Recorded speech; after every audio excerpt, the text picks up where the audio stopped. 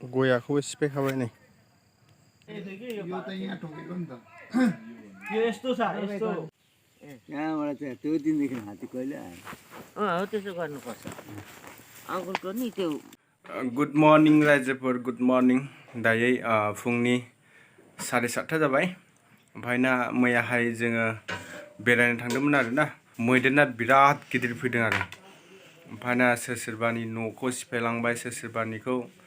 गय सिफायलांबाय थालिर जालांबाय जोङो इसेबां थैखानायसोमोन मा ओंख्रि संखो नोङो अमा बेदरजों ओरैनो एसे हेलौ होनहरसै दे खेबसे रायजोफोरनो हेलौ होनहर दे खुलुमबाय रायजोफोर होनहर दे दाब्लिया आङो नै ओंखामबो खुरना होबाय बे ओंखामखौ जानानै मैदेरखौ न' सिफायनायखौ नायहैनायसै गाइस ओमफ्राय भिडिअ आं नोंथांमोननो दिन्थिगोन स' नायलांबाय थादो नै मा संखो नै दाब्लिया नै अमा बेदरजों थारुन जानोसै गाइस गोथाव गोथाव गैजायै जाबायद्रा लेबेलबो दिन्थिनो रोङा मुंबो दिन्थिनो रोङा जालाबायनोसै नै ओरैनो गोथावनो आंनि दाब्लिया बिराद गोसो होनानै संदों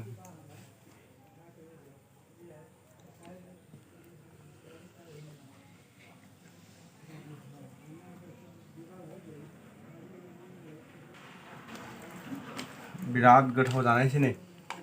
दाब्लिया गोथाव संदों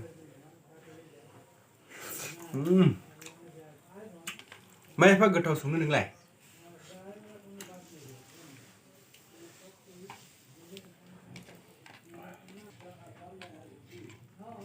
थारुन अमा बेदर गोथावनो संखादों आंनि हिनजावा ओरैबायदि गोथाव मोनखाबायना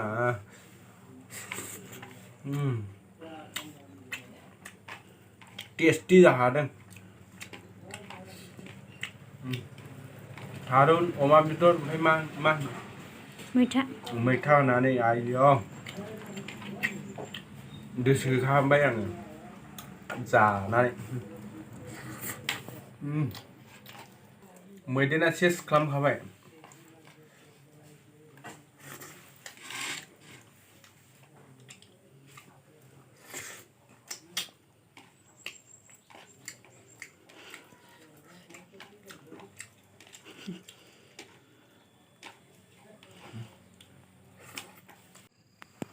गयाखौबो सिफायखाबाय नै सेस थाइहां गयखौसो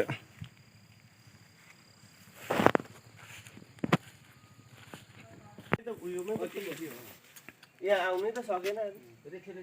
खालि यहाँ ट्राई गरेको अनि यहाँसम्म आउनु पाएको त आगो बाल्नु पाउँथ्यो चामल गर्नु पाएछ नि त चामलै पाएँ सेस माइरङा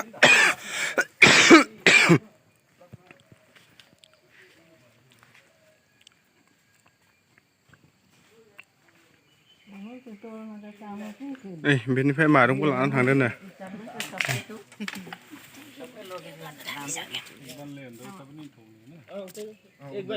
माइरङाबो नै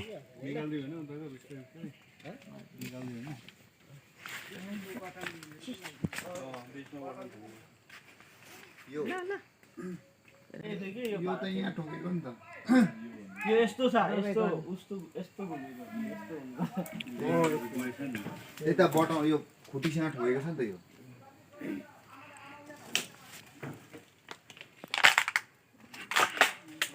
आच्छा सिफायनानै थांबाय नै माइरं थाइरं जानानै थांजोब्बाय खुट्टी फेर्नुपर्छ हौ हैन खुट्टीसँग त निकाल्ने नि त अप्ठ्यारो यहाँ माटोमाथि गाडी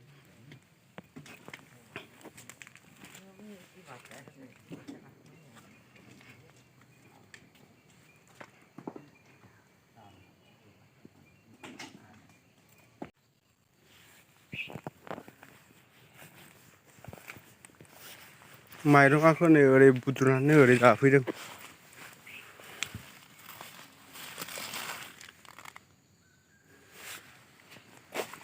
सेस कासाला हारामि बे मासेल'खा बे मैदेरा बिराद गाज्रि साला नुवाखै सेस खालामखाबाय माइरङाखौ नै बुस जाफैदों नै आयो नै लेनल' बुफ्रुनानै जाफैबाय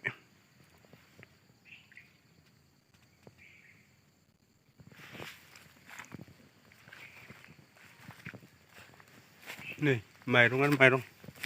बस्थासेखौ लाना खारखादों सेस खालामबाय नै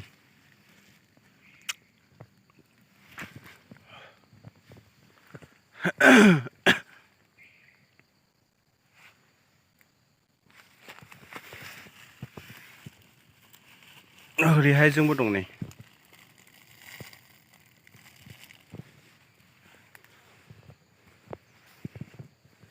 गयाखौबो सिफायबाय नै थैस बेसरा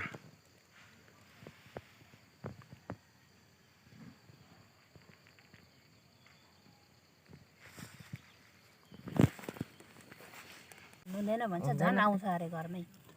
त्यो मान्छे भनाइमा हो आउँछ अरे हाम्रो बाबाले त उता घरमा पुरा सराप्ने अरे के भन्थे अरे